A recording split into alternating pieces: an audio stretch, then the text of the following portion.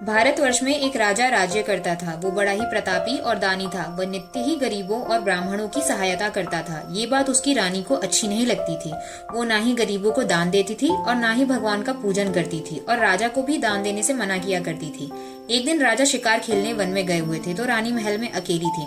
उसी समय बृहस्पति देव साधु के वेश में राजा के महल में भिक्षा के लिए गए और भिक्षा मांगी। रानी ने भिक्षा देने से इनकार कर दिया और कहा कि हे साधु महाराज, मैं तो दान पुण्य से तंग आ चुकी हूँ। मेरा पति सारा धन लुटाता रहता है। मेरी ऐसी इच्छा है कि हमारा सारा धन नष्ट हो जाए, फिर ना रहेगा बांस और ना बजेगी बांसुरी। साधु ने कहा, देवी तुम तो बड़ी ही अजीब हो। धन संतान तो सभी चाहते हैं, पुत्र और लक्ष्मी तो पापी के घर भी होने चाहिए। यदि तुम्हारे पास अधिक धन है तो भूखों को भोजन दो, प्यासों के लिए प्याव बनवाओ, मुसाफिरों के लिए धर्मशालाएं खुलवाओ। जो निर्धन अपनी कुमारी कन्याओं का विवाह नहीं करा सकते, उनका विवाह करा दो। ऐसे और कई काम करो जिसको करने से तुम्हारा यश लोक परलोक में फैलेगा। परंतु रानी पर उपदेश का कोई प्रभाव नहीं पड़ा। बोली, महाराज आप मुझे कुछ मत समझाइए। मैं ऐसा धन नहीं चाहती जो हर जगह बांटती फिरूं। साधु ने उत्तर दिया, यदि तुम्हारी ऐसी ही इच्छा है तो तथा अस्तु। तुम ऐसा करना कि प्रत्येक बृहस्पतिवार के दिन घर लीप करके पीली मिट्टी से अपना सिर धो करके स्नान करना, भट्टी चढ़ा करके कपड़े धोना। ऐसा करने से आपका सारा धन नष्ट हो जाएगा। इतना कहकर वो साधु महाराज वहां से अलोप हो गए। जैसा वह साधु कहकर के गया था, रानी ने वैसा ही किया। 6 बृहस्पतिवार बीते ही थे कि उसका समस्त धन नष्ट हो गया और भोजन के लिए दोनों तरसने लगे, सांसारिक भोगों से दुखी रहने लगे। तब वह राजा रानी से कहने लगा कि तुम यहाँ पर रहो, मैं दूसरे देश को जाऊंगा, क्योंकि यहाँ पर मुझे सब मनुष्य जानते हैं, इसीलिए कोई कार्य भी नहीं कर सकता। देश चोरी परदेश भीख बराबर, ऐसा कहकर के राजा परदेश को चला गया। वो वहाँ पर जंगल को जाता, लकड़ी काट करके लाता, शहर में बेचता। इस तरीके से जीवन व्यतीत करने लगा। एक दिन दुखी होकर के जंगल में एक पेड़ के नीचे आसन जमाकर बैठ गया और अपनी दशा को याद करके व्याकुल होने लगा। बृहस्पतिवार का दिन था। एकाएक उसने देखा कि निर्जन वन में एक साधु प्रकट हुआ। वो साधु के वेश में स्वयं बृहस्पति देवता थे। लकड़हारे के सामने आकर बोले, हे लकड़हारे, तू सुनसान जंगल में चिंतामगन क्यों बैठा है? लकड़हारे ने दोनों हाथ जोड़कर प्रणाम किया और उत्तर दिया, महात्मा जी आप सब कुछ जानते हैं, मैं क्या कहूँ। यह कह करके रोने लगा और साधु को आत्मकथा सुनाई। महात्मा जी ने कहा, तुम्हारी स्त्री ने बृहस्पतिवार के दिन वीर भगवान का निरादर किया है, जिसके कारण रुष्ट होकर के तुम्हारी ये दशा कर दी है। अब तुम चिंता दूर करके मेरे कहने पर चलो, तुम्हारे सब कष्ट दूर हो जाएंगे और भगवान पहले से भी अधिक संपत्ति देंगे। तुम बृहस्पतिवार के दिन कथा किया करो। 2 पैसे के चना मुनक्का मंगवाकर उसका प्रसाद बनाओ। शुद्ध लोटे के जल में शक्कर मिला करके अमृत तैयार करो। कथा के पश्चात अपने सारे परिवार और सुनने वाले प्रेमियों में अमृत व प्रसाद बांटकर आप भी ग्रहण किया करो। ऐसा करने से भगवान तुम्हारी सब कामनाएं पूरी करेंगे। साधु के ऐसे वचन सुनकर लकड़हारा बोला, हे प्रभु, मुझे लकड़ी बेचकर इतना पैसा नहीं मिलता जिससे मैं भोजन के उपरांत कुछ बचा सकूं। मैंने रात्रि में अपनी स्त्री को व्याकुल देखा है। मेरे पास ऐसा कुछ नहीं है जिससे मैं उसकी खबर मंगवा सकूं।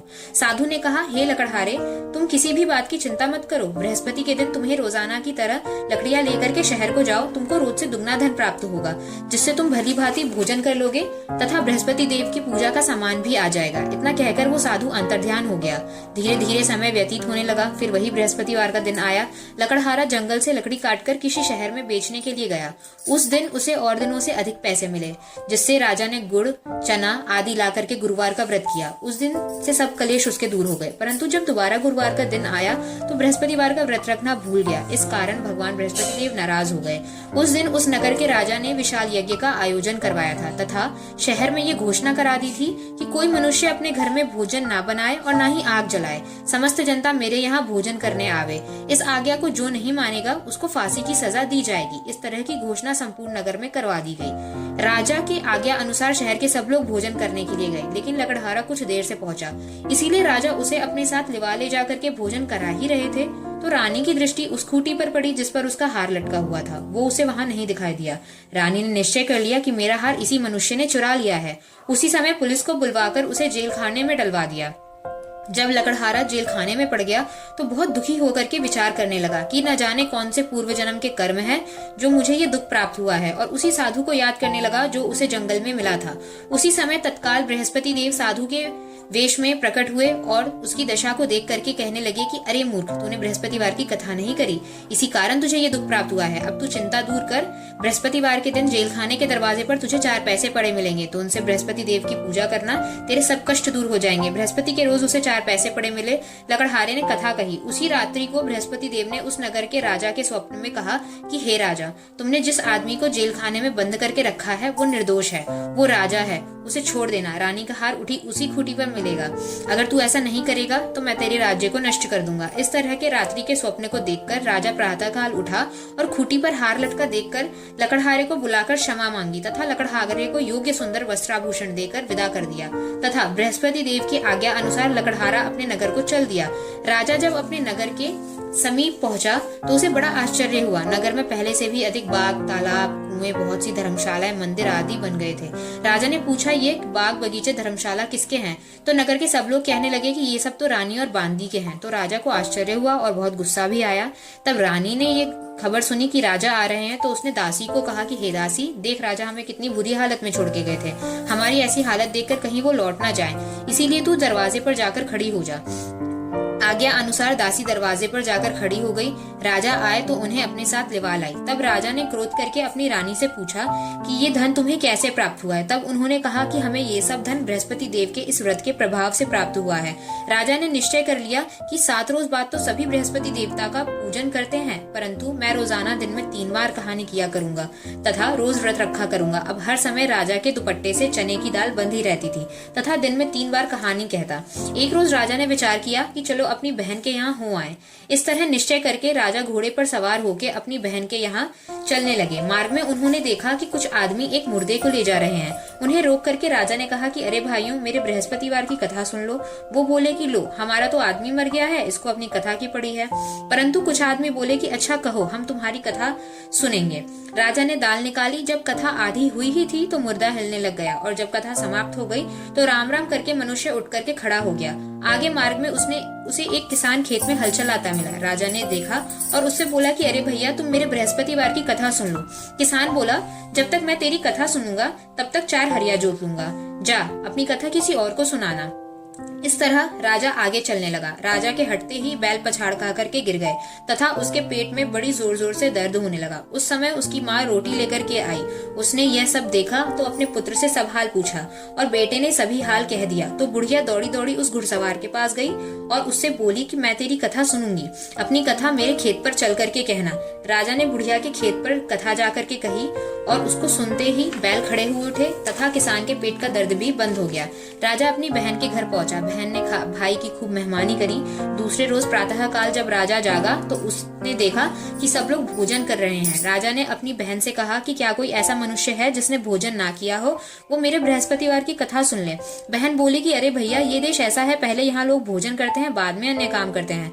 अगर कोई पड़ोस में होता है तो मैं देख के आती हूँ। वो ऐसा कहकर देखने चली गई, परंतु उसे ऐसा कोई व्यक्ति नहीं मिला जिसने भोजन ना किया हो। अतः वह एक कुम्हार के घर गई जिसका लड़का बीमार था। उसे मालूम हुआ कि उसके यहाँ 3 रोज से किसी ने भी भोजन नहीं किया है। रानी ने अपने भाई की कथा सुनने के लिए कहा तो कुम्हार तैयार हो गया। राजा ने जाकर अपनी कथा कही, जिसको सुनकर उसका लड़का ठीक हो गया। अब तो राजा की प्रशंसा होने लगी। एक रोज राजा ने अपनी बहन से कहा कि हे बहन, हम अपने घर को जाएंगे, तुम भी तैयार हो जाओ। राजा की बहन ने अपनी सास से कहा। सास ने कहा ठीक है, चली जा, परंतु अपने लड़कों को मत लेकर के जाना, क्योंकि तेरे भाई की कोई औलाद नहीं है। बहन ने अपने भैया से कहा कि भैया, मैं तो चलूंगी लेकिन कोई बालक नहीं जाएगा। राजा बोला कि जब कोई बालक ही नहीं चलेगा तो तुम क्या करोगी? बड़े दुखी मन से राजा अपने नगर को लौट गया। राजा ने अपनी रानी से कहा कि हम निर्वंशी राजा हैं, हमारा मुंह देखने का धर्म नहीं है और कुछ भोजन आदि नहीं किया। रानी बोली कि हे प्रभु, बृहस्पति देव ने हमें सब कुछ दिया है, हमें औलाद अवश्य ही देंगे। उसी रात को बृहस्पति देव ने राजा के स्वप्न में आकर के कहा कि हे राजा, उठ, सब सोच त्याग दे, तेरी रानी गर्भ से है। राजा को यह बात सुनकर बड़ी खुशी हुई। 9वें महीने उसके गर्भ से एक सुंदर पुत्र पैदा हुआ। तब राजा बोला कि हे रानी, स्त्री बिना भोजन के रह सकती है, बिना कहे नहीं रह सकती। जब मेरी बहन आए तुम मुझसे कुछ कहना मत। रानी ने सुनकर के हाँ कर दिया। जब राजा की बहन ने ये शुभ समाचार सुना तो वो बहुत खुश हुई तथा बधाई लेकर अपने भाई के यहाँ आई। तभी रानी ने कहा, घोड़ा चढ़कर तो नहीं आई, गधा चढ़ी आई। राजा की बहन बोली, भाभी, अगर मैं इस प्रकार नहीं कहती तो तुम्हें औलाद कैसे मिलती? बृहस्पति देव ऐसे ही हैं, जैसे जिसकी मन की कामनाएं होती हैं सभी को पूर्ण करते हैं। जो सद्भावना पूर्वक बृहस्पतिवार का व्रत रखता है, कथा पढ़ता है अथवा सुनता है और दूसरों को सुनाता है, बृहस्पति देव उसकी सब मनोकामनाओं को पूर्ण करते हैं।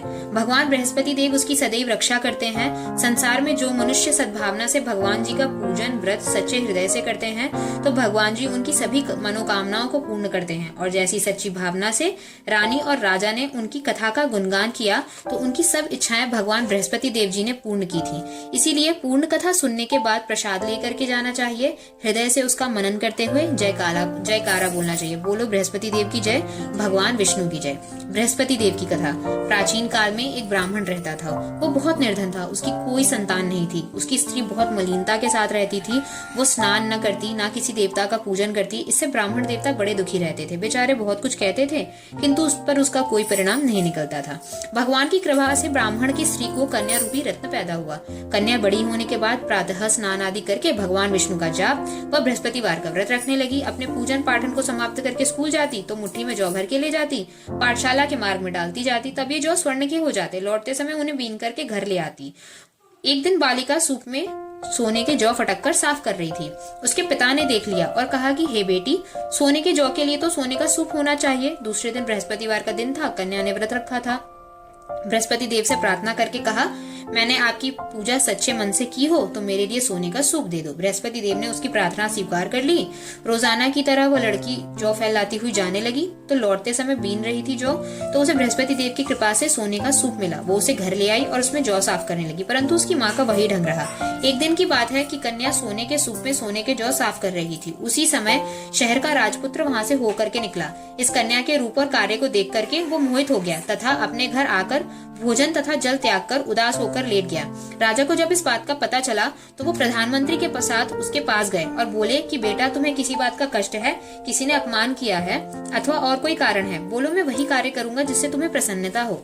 अपने पिता की राजकुमार ने बातें सुनी। वो बोला कि मुझे आपकी कृपा से किसी ने भी अपमानित नहीं किया है, ना मुझे कोई दुख है, परंतु मैं उस लड़की से विवाह करना चाहता हूँ जो सोने के सूप में सोने के जौ साफ कर रही थी। ये सुनकर के राजा आश्चर्य में पड़ गया और बोला कि हे बेटा, इस तरह की कन्या का पता तो तुम ही लगाओ, मैं उसके साथ तेरा विवाह अवश्य ही करवा दूंगा। राजकुमार ने उस लड़की के घर का पता बतलाया।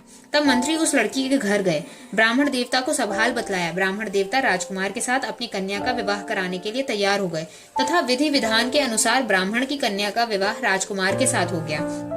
कन्या के घर से जाते ही पहले की भ्रांति ब्राह्मण देवता के घर में गरीबी का निवास हो गया। अब भोजन के लिए अन्न बड़ी मुश्किल से मिलता था।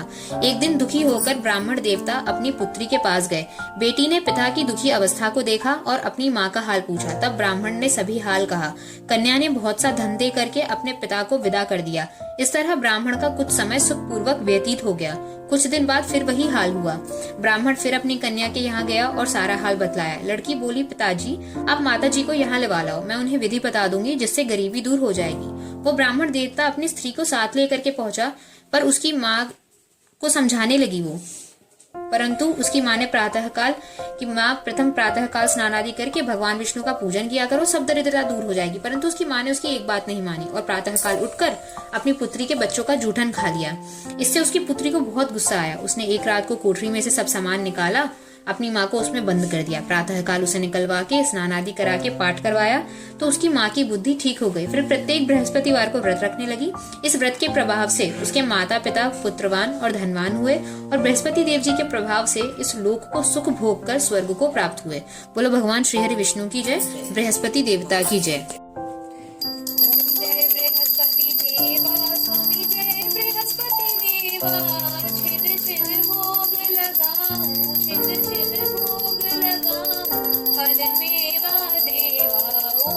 बृहस्पति देवा, तुम पूर्ण परमात्मा, तुम अंतर्यामी स्वामी, तुम अंतर्यामी।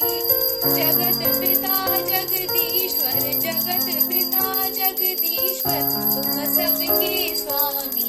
ओम जय बृहस्पति देवा।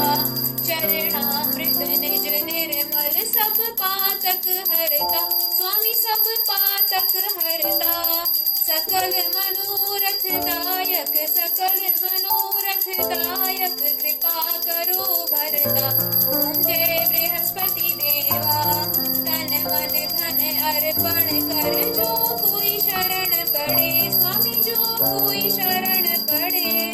प्रभु प्रकट तब होकर, प्रभु प्रकट तब होकर, आकर द्वार खड़े। ओम जय बृहस्पति देवा दीन दयाल दयानिधि भक्तन हितकारी स्वामी भक्तन हितकारी। पाप दोष सब हरता पाप दोष सब हरता भव बंधन हारी।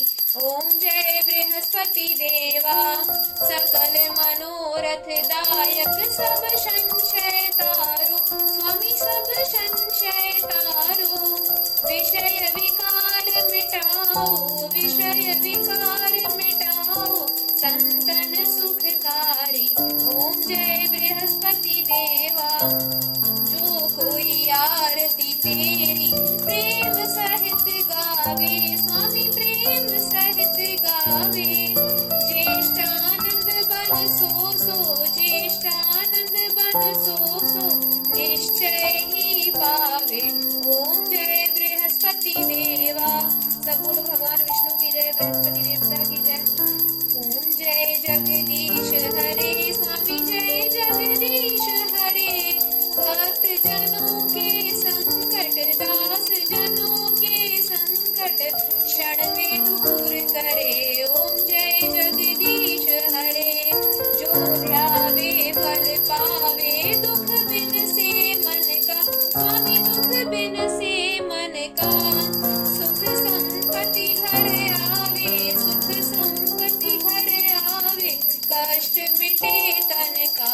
ओम जय जगदीश हरे मात पिता तुम मेरे शरण गाऊं मैं किसकी स्वामी शरण गाऊं मैं किसकी। तुम बिन और न दूजा प्रभु बिन और न दूजा आस करूं मैं जिसकी। ओम जय जगदीश हरे तुम पूर्ण परमात्मा तुम अंतर्यामी स्वामी तुम अंतर्यामी। पार ब्रह्म परमेश्वर